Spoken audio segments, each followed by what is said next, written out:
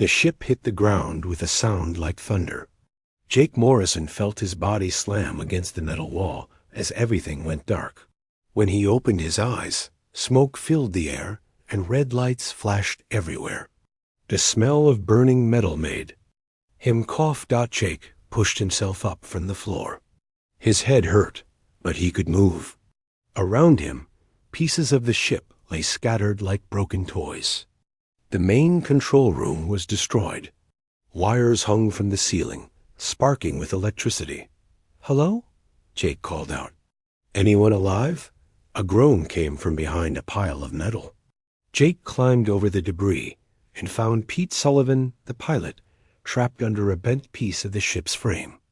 Blood ran down Pete's face, but his eyes were open. "Help me," Pete whispered. Jake grabbed the metal beam and lifted it off Pete's leg. The pilot sat up slowly, wincing in pain. His left leg was twisted at a bad angle, but he was breathing. "The others," Pete said. "Where are the others?" Jake looked around the wreckage. The ship had broken into 3 pieces when it crashed. They were in the middle section.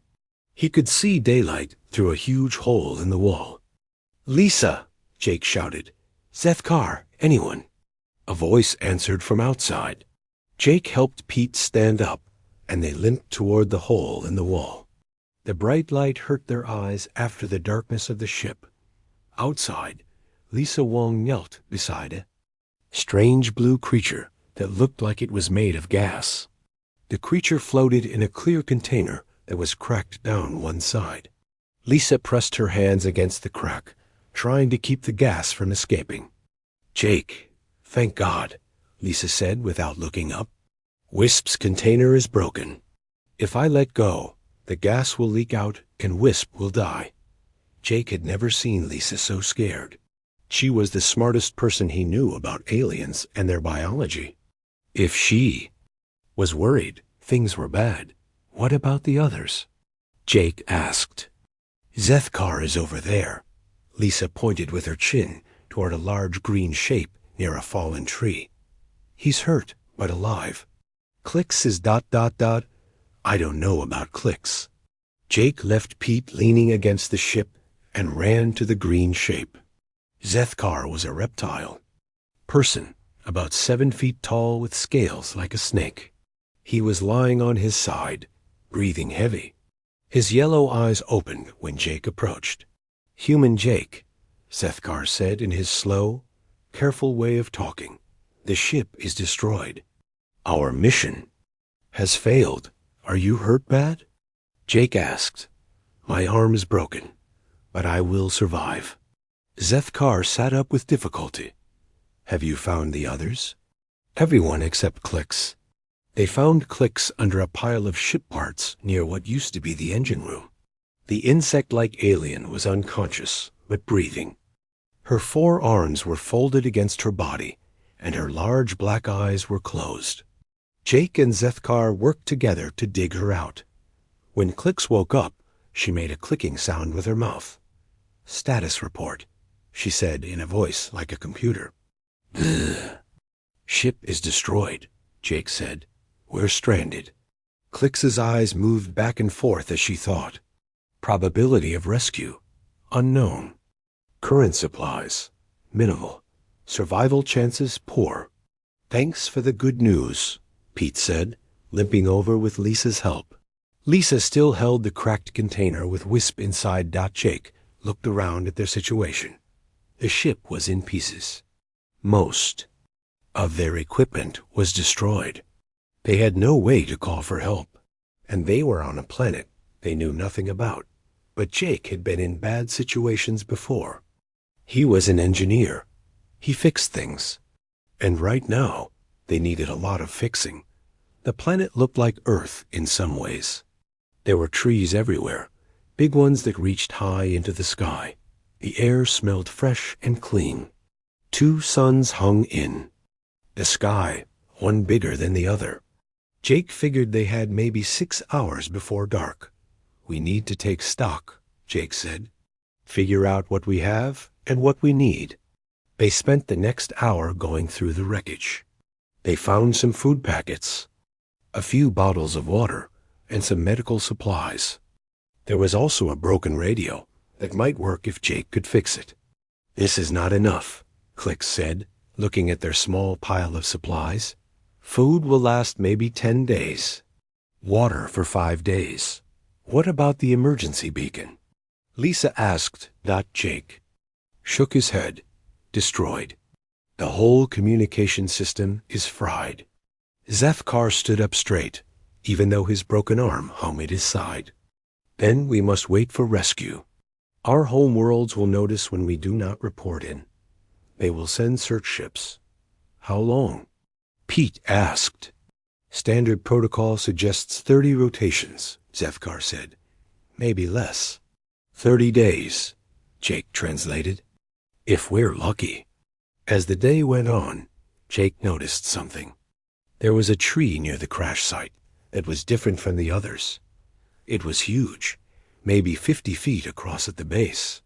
The trunk was hollow in some places, like a cave made of wood dot, while the others talked about rationing their food and setting. Up a basic camp, Jake stared at the tree. An idea was forming in his mind.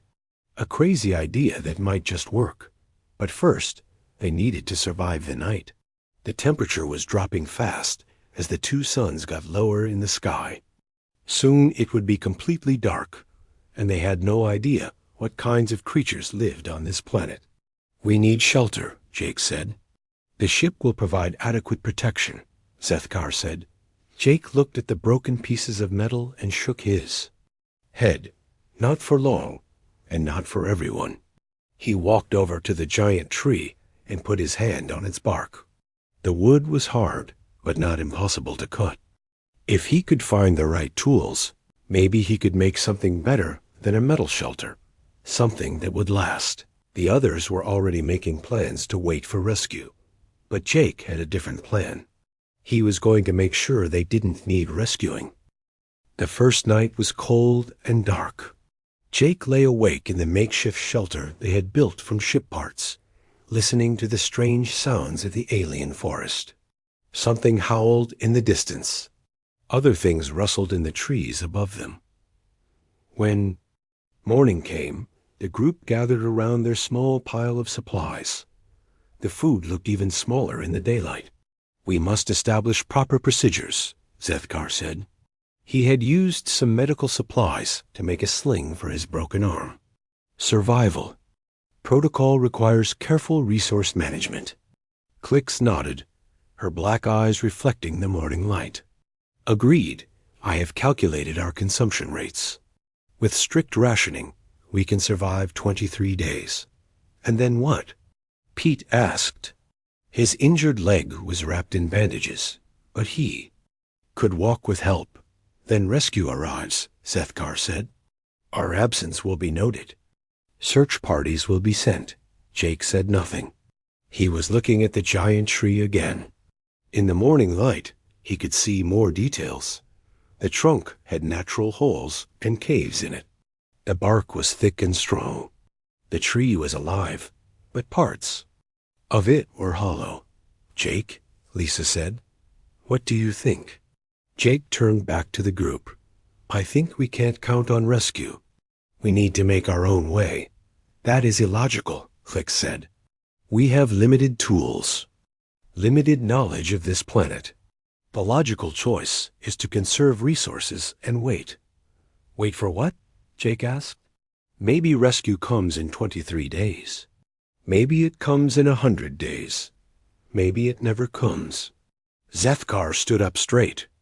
"The search protocols are clear. When a ship fails to report, rescue missions are launched within 30 rotations." "That's assuming our people know where to look," Jake said. "This planet isn't on any of our charts.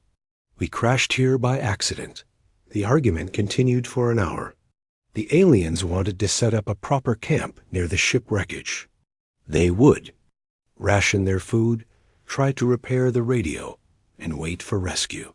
It was the logical thing to do. Jake had a different idea.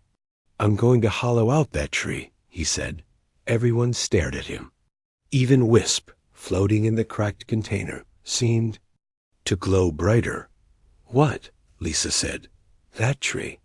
Jake pointed to the giant trunk. "It's hollow in some places already. I can make it bigger, turn it into a real shelter." "With what tools?" Pete asked. Jake walked over to the wreckage and picked up a piece of sharp metal. "With these, with whatever I can find." Clicks made her clicking sound. Probability of success: less than 5%. Energy expenditure: extremely high. Time required: unknown. "It's a waste of calories," Zethkar said. "We need to conserve our strength." But Lisa was looking at the tree with new eyes. "Jake, that's actually not crazy. If we could make a real shelter, we could survive here for months." "Thank you," Jake said. "But it's impossible," Pete said. "That tree is huge. It would take forever to hollow it out." "Maybe," Jake said. "But I'm going to try." The group split up that morning. Zethkar, Clicks, and Wisp stayed near the ship. They organized their supplies into neat piles. They made a schedule for eating and drinking. They took turns trying to fix the radio. Jake took his piece of sharp metal and walked to the tree. Lisa came with him. "You really think this can work?" she asked. Jake put his hand on the bark. It was rough and hard, but he could see places where it was softer, places where the wood was already hollow. "I don't know," he said, "but I know that sitting around waiting isn't going to work." He found a spot where the bark was thin and started scraping. The work was slow and hard. His hands got sore quickly, but slowly, bit by bit, the wood came away. Lisa watched for a while, then walked around the tree. "Jake, look at this." She had found a place where the trunk was naturally hollow. The opening was small, but it went deep into the tree. "If we could make this bigger," she said, "we could actually get inside." Jake stopped scraping and looked at the hole. It was about the size of his fist, but with work, it could be bigger. "That's our door," he said. They worked all day. Jake scraped and cut at the bark. Lisa used her knowledge of plants to find the best places to dig. She also looked for other things they could use. "These leaves," she said, holding up a handful, "of green plants. They're edible. And this sap from the tree bark, it's sweet. We could eat it." By evening, they had made the hole big enough for a person to crawl through. Inside, the tree was hollow for about 10 feet. It was dark and cramped, but it was dry and warm. The aliens were not impressed. "You have wasted an entire day," Zethkar said. "And for what? A hole in a tree?" "It's a start," Jake said. "The radio is our priority," Click said. "I have identified several components that can be repaired. With proper focus, we could have communications restored within 10 days. "And if that doesn't work?" Lisa asked. "Then we wait for rescue," Zethkar said, "as any logical being would do." That night, Jake slept in the tree. It was cramped and uncomfortable, but it was warmer than the metal shelter. And it was quiet. The sounds of the forest seemed far away. In the morning, he got up early and started working again. He found more pieces of metal in the wreckage that he could use as tools. He figured out how to make the hole bigger without damaging the tree. Lisa helped him. She also started exploring the area around the tree. She found plants they could eat and a stream where they could get water. She even found some berries that tasted sweet. "Look at this," she said, showing Jake a patch of soil near. "The tree's roots. This ground is perfect for growing things. If we had seeds, we could plant a garden. Do we have seeds?" Jake asked. Lisa smiled. "Actually, yes. I saved some from the ship's lab." For research, Pete joined them on the second day. His leg was getting better, and he was tired of sitting around. "This is crazy," he said, looking at the hole in the tree. "But it's better than doing nothing." The aliens watched from their camp. They had organized everything perfectly. Their food was divided into exact portions. Their water was measured precisely. They took turns working on the radio, but Jake noticed something. They were getting weaker. They moved slower. They talked less. "They're not eating enough," Lisa said quietly. "They're following their protocols," Jake said. "Even if it kills them." Jake's tree hole was getting bigger. By the end of the third day, it was large enough for 2 people to stand inside. The walls were rough, but they were solid. And the tree was still alive. Its roots went deep into the ground, and its branches reached high into the sky. "This could actually work," Pete said, looking around the hollow space. "It's going to work," Jake said. "But we need to work faster." The weather was getting colder. The 2 suns set earlier each day, and Jake had a feeling that winter was coming. Sooner than they expected. The aliens were still waiting for rescue. They had been waiting for 4 days now. Only 19 more days until their rescue deadline. But Jake was done waiting. He was going to build something that would last. 2 weeks had passed since the crash. Jake's hands were covered in cuts and calluses from working on the tree. But the hollow space inside was now big enough for all 6 survivors to stand together. Jake worked from dawn until dark every day. He had found better tools in the wreckage, pieces of metal that could cut and scrape. He learned which parts of the tree were soft and which were hard. He figured out how to hollow out the wood without killing the tree. The aliens watched him with growing confusion. "This is madness," Zethkar said on the morning of the 15th day. "You are exhausting yourself for no logical reason." Jake wiped sweat from his face. He had been working for 3 hours already, and the sun was barely up. "I'm making us a home." "We have a home," Click said, pointing to their neat camp by the ship wreckage. "Our rescue will arrive in 15 days. "What if it doesn't?" Jake asked. "It will," Zethkar said. "The protocols are clear." Jake went back to work. He was carving out a second room now, deeper inside the tree. The first room was finished, smooth walls, a flat floor, even a small window where he had carefully removed some bark. Lisa was working on her garden. She had planted the seeds from the ship's lab in the rich soil around the tree's roots.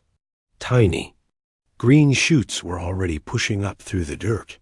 "The tree sap is amazing," she told Jake. "It has nutrients and natural sugars. We could live on this stuff." She had also been studying the tree itself. It was old, maybe hundreds of years old. Its roots went deep into the ground and connected to other trees. Its branches were home to small animals and birds. "It's like a whole ecosystem," she said. "And we're part of it now." Pete was helping too. His leg was much better, and he had become good at finding useful things in the wreckage. He brought Jake new tools every day. He also started working on a way to collect rainwater. "Look at this," Pete said, showing Jake a system of bark pieces that would funnel water into containers. "We can collect enough water to last for months." The aliens' camp was very different. They had used pieces of the ship to build a small shelter. It was practical and efficient. Their supplies were organized in neat rows. They had a schedule for everything, but Jake noticed they were getting thinner. Their strict rationing was keeping them alive, but just barely. They moved slowly and talked in quiet voices. "They're starving themselves," Lisa said. "They're so focused on making their supplies last that they're not eating enough to stay healthy." "That's their choice," Jake said. But he felt bad for them. On the 20th day, Zethkar's deadline passed. No rescue ship appeared. The aliens sat in their camp, staring at the sky. "Perhaps there was a delay," Zethkar said. "Rescue will come soon." "How soon?" Clix asked. "Unknown," Zethkar admitted. That same day, Jake finished the second room in the tree. It was smaller than the first, but it was perfect for storing food and supplies. He had also carved out a simple ventilation system. holes that let fresh air flow through the tree. The inside of the tree was warm and comfortable. The living wood walls kept the temperature steady. The floor was smooth and dry. Jake had even carved out small shelves and storage areas. Lisa's garden was growing well. She had vegetables, herbs, and even some fruit trees she had started from. Seeds. The tree's sap provided sugar and nutrients. The stream provided fresh water. "We're not just surviving," Lisa said. "We're thriving." But the aliens were not thriving. Their food was almost gone. Their shelter was falling apart. And no rescue ship had appeared. On the 25th day, it started to rain. The rain was cold and hard. It lasted for 3 days. The aliens' shelter leaked badly. They huddled together under pieces of metal, trying to stay dry. Jake's tree home stayed warm and dry. The thick bark kept the rain out. The rooms inside were comfortable. They had food from Lisa's garden and clean water from Pete's collection system. "You should come inside," Jake told the aliens, "until the rain stops." "We cannot abandon our camp," Sethkar said through chattering teeth. "Rescue ships will look for us here." "They can't see you if you're dead," Pete said. But the aliens refused to move. They stayed in their leaking shelter, getting weaker every day. Jake went back to work on the tree. He was making a third room now, bigger than the others. This one would be a workshop where he could build things. He had big plans. He wanted to make furniture from wood. He wanted to build a better water system. He wanted to create a food storage area that would keep things fresh for months. "You're obsessed," Lisa said, but she was smiling. "This isn't just about survival anymore, is it?" "No," Jake admitted. "I like building things. I like making something good out of nothing." On the 30th day, snow began to fall. The aliens had not expected winter to come so early. Their calculations had been wrong. The snow was deep and cold. It covered their camp and made it impossible to move around. The aliens were trapped in their failing shelter with no food and no heat. Finally, Sethkar swallowed his pride. "Human Jake," he said, his voice weak from hunger and cold. "We require assistance." Jake looked at the 3 aliens. They were shivering and thin. Wisp's container was barely holding together. They looked terrible. "Come on," Jake said. "Let's get you inside." He led them to the tree. The entrance was bigger now, easy to walk through. Inside, the tree was warm and bright. Jake had figured out how to make lights using pieces of metal and some chemicals from the ship. The aliens stared in amazement. The tree had 3 rooms now, connected by smooth corridors. The walls were carved with decorative patterns. The floors were level and clean. There was a kitchen area with running water. There was a workshop with tools and materials. There was even a bathroom that Jake had carved out and connected to the outside. "This is impossible," Click said. "This is a home," Jake said. Lisa's garden had grown huge. Even in the snow, the plants were producing food. The tree's sap flowed into containers that Jake had carved. There was enough food and water for everyone. "How?" Sethkar asked. "How did you do this?" Jake shrugged. "I worked hard. I didn't give up, and I had help from good friends." The aliens stayed in the tree that night. They ate real food for the first time in weeks. They slept in warm, dry beds that Jake had carved into the walls. In the morning, Wisp spoke for the first time in days. The gas creature's voice was weak but clear. "We were wrong," Wisp said. "We thought waiting was logical. We thought your plan was impossible." "It was impossible," Jake said. "But I did it anyway." Clicks made her clicking sound. "Humans do not follow logical protocols." "No," Jake said. "We make our own protocols." The snow continued to fall outside, but inside the tree, everyone was warm and safe. They had enough food for months. They had clean water and comfortable beds. Jake was already planning the next room. Maybe a library where they could store books and information. Maybe a bigger workshop where he could build even more things. The aliens were learning something new about humans. They didn't just survive impossible situations. They turned impossible situations into opportunities. And Jake wasn't done building yet. Winter hit the planet harder than anyone expected. The snow fell for days without stopping. The temperature dropped so low that the stream froze solid. The two suns barely showed through the thick gray clouds.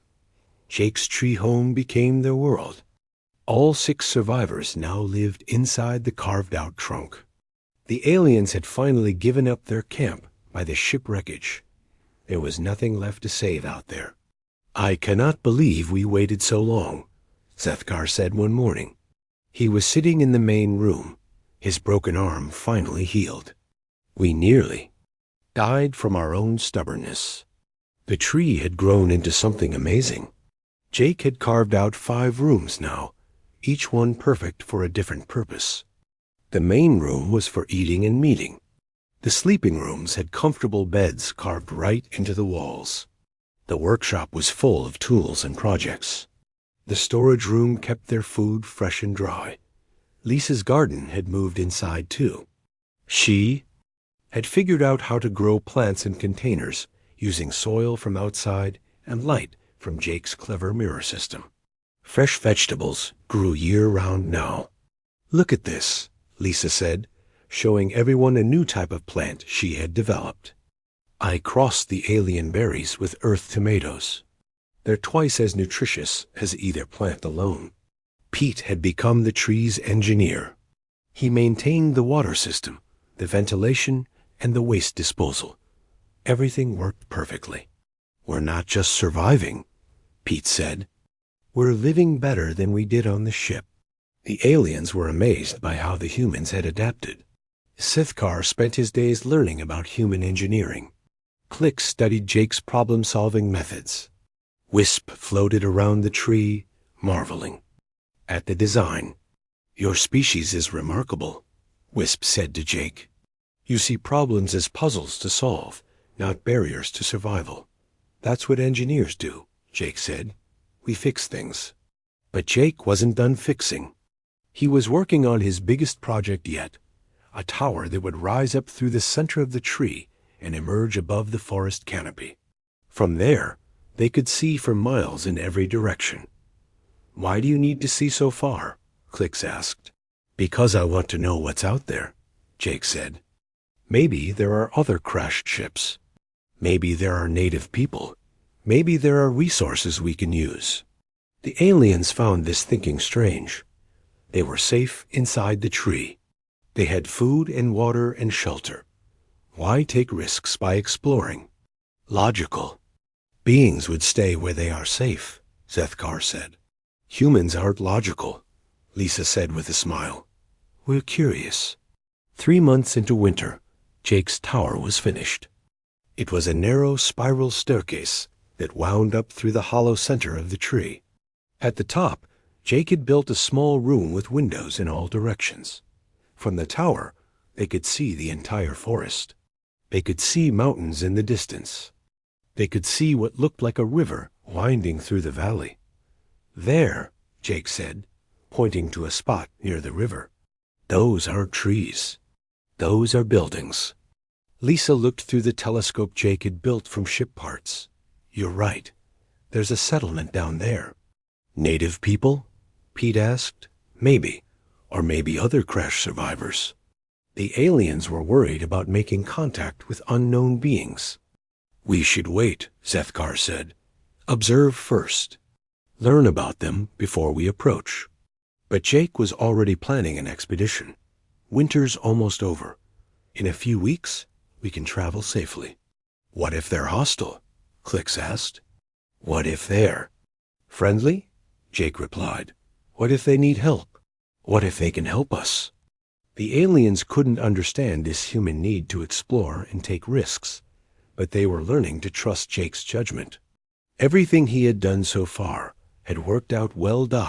As winter ended, Jake prepared for the journey to the settlement. He built a sled to carry supplies. He made warm clothes from animal furs. He even built a portable shelter they could use on the road. "I'm coming with you," Lisa said. "Me too," Pete added. "That is unwise," Sethkar said. "You should leave someone here to maintain the tree home." "The tree will be fine," Jake said. "It's been taking care of itself for hundreds of years." The aliens decided to stay behind. They would keep the home fires burning and be ready to help if needed. The journey to the settlement took 2 days. Jake's sled worked perfectly. The portable shelter kept them warm at night. They followed the river, which had started flowing. Again, as the snow melted Dot, the settlement was small but well built. Stone houses with wooden roofs, gardens, and workshops. Smoke rising from chimneys. It looked peaceful and prosperous. "Hello," Jake called out as they approached. "We're travelers. We come in peace." The people who came out to meet them were humanoid, but not human. They had blue skin and silver hair. They were tall and thin, with large eyes that seemed to see everything.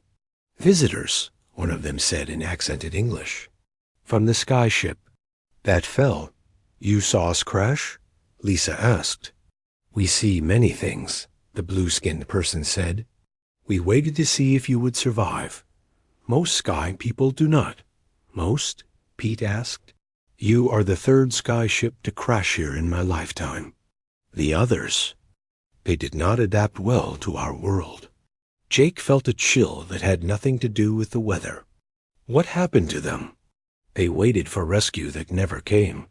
They fought against the planet instead of learning to live with it. They died.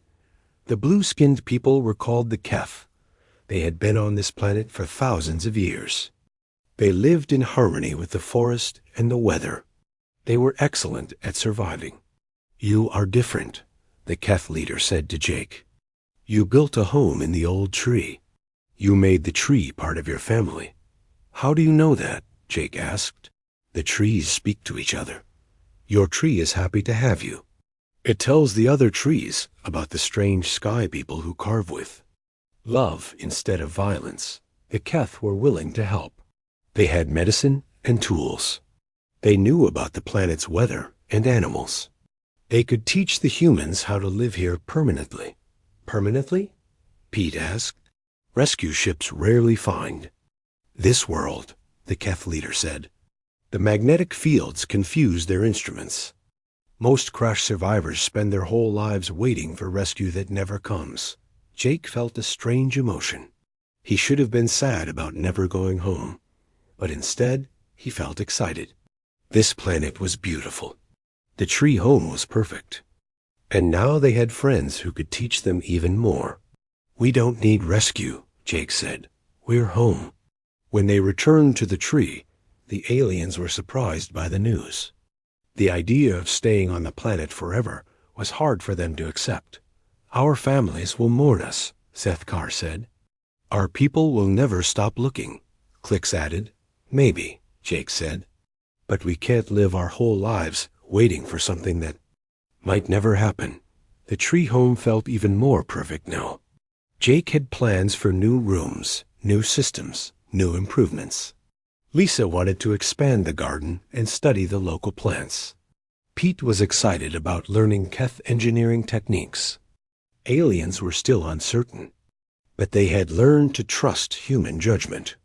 And they had to admit that waiting for rescue had nearly killed them.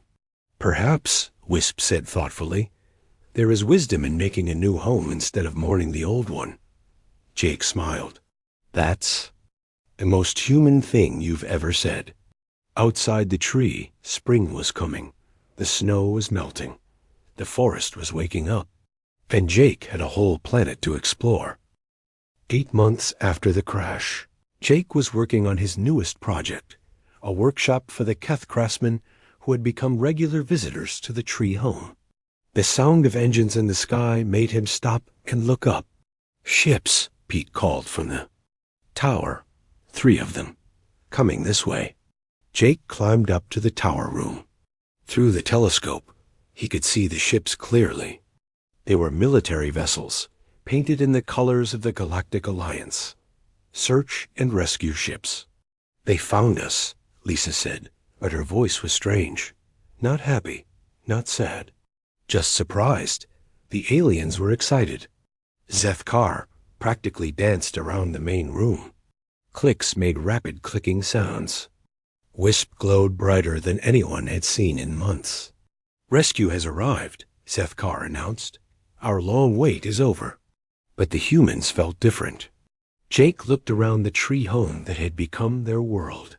The carved walls, the comfortable furniture, the working systems. Everything he had built with his own hands.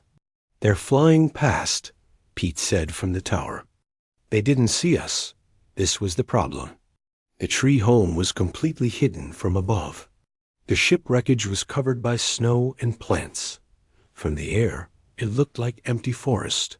"We need to signal them," Zeth-Kar said. Jake had prepared for this. He had built a mirror system that could reflect sunlight for miles. He also had signal fires ready to light. Within minutes, bright flashes and smoke columns rose from the forest. The rescue ships turned around and came back. They circled the area, looking for a place to land. Finally, they found a clearing about a mile from the tree. "Come on," Jake said. "Let's go meet them." The walk to the landing site was strange. The aliens hurried ahead, eager to see their rescuers. The humans walked slowly, looking back at the tree that had been their home. The rescue team was surprised to find all 6 survivors alive and healthy. They had expected to find bodies, or maybe 1 or 2 people barely clinging to life. "You all look good," said Commander Ross, the leader of the rescue team. "Better than good. You look like you've been living well." "We have," Jake said. The rescue team wanted to hear their story. They set up equipment and began interviewing each survivor. The aliens told a simple tale of crash, survival, and waiting for rescue. But when they heard the human story, the rescue team was amazed. "You carved out a tree?" Commander Ross asked. "Show me." The walk back to the tree was like a parade. The rescue team followed Jake through the forest, past Lisa's expanded gardens, past the water collection systems, past the workshops and storage. Areas. When they reached the tree, Commander Ross stopped and stared. "This is impossible," he said. The tree home was beautiful. From the outside, it looked like a normal tree. But the entrance was clearly carved, decorated with artistic patterns. Windows had been cut into the bark at various levels. A thin tower rose from the center and emerged above the canopy. "Wait until you see inside," Pete said. The rescue team followed Jake through the entrance. Inside, they found rooms that were warm, comfortable, and well-designed. The walls were smooth and decorated. The floors were level and clean. Light came from clever mirror systems that brought sunlight deep into the tree. "This is incredible," said Dr. Martinez, the team scientist. "You built all this with hand tools?" "Mostly," Jake said. "The tree did half the work. I just helped it along." They toured every room. The kitchen with running water and food storage. The workshop with handmade tools and equipment. The sleeping quarters with comfortable beds carved into the living wood. The library where they had started collecting books and records. "How long did this take?" Commander Ross asked. "About 6 months for the basic structure," Jake said. "But I'm still adding new features." The rescue team was especially impressed by the engineering. The ventilation system brought fresh air to every room. The water system provided clean drinking water and waste disposal. The heating system used the tree's own warmth to keep everything comfortable. "This is better than some space stations I've seen," said Chief Engineer Park. "You could live here indefinitely." "That was the idea," Lisa said. Outside, more wonders awaited. Lisa's gardens produced fresh food year-round. Pete's water collection systems captured and stored rainwater. The Keth village was visible in the distance, smoke rising from friendly chimneys. You made contact with the natives? Dr. Martinez asked excitedly. They're wonderful people, Lisa said. They've taught us so much about living on this planet. Commander Ross was quiet for a long time. He walked around the tree home, examining everything carefully. Finally, he spoke. In 30 years of rescue operations, I've never seen anything like this. Most crash survivors barely manage to stay alive. You've built a civilization. We had a good teacher, Zethkar said, looking at Jake with respect. The human way, Clicks added. Do not wait for solutions. Create solutions. Wisp floated beside them, glowing softly. We learned that survival is not about waiting. It is about adapting. The rescue team stayed for 3 days, documenting everything. They took pictures and videos. They interviewed everyone multiple times. They studied Jake's engineering techniques and Lisa's agricultural methods. The Galactic Council will want to study this, Commander Ross said. This could change how we approach survival training. But then came the hard question.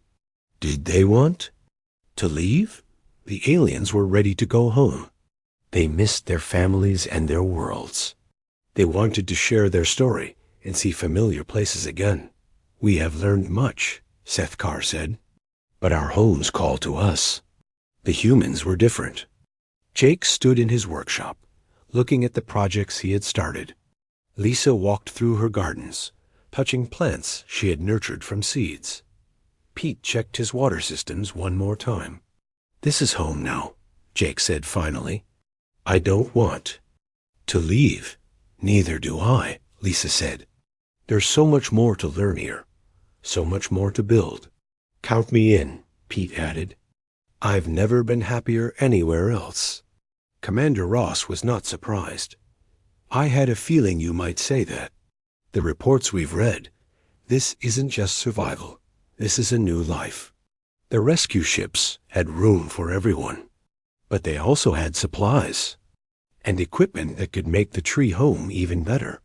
Solar panels for electricity, medical equipment for the growing community, communication devices to stay in touch with the galaxy. If you're staying, you won't be completely cut off, Commander Ross said. We can set up regular supply runs. This planet is officially charted now. Other people might want to come here and learn from you. Jake smiled. We'd like that.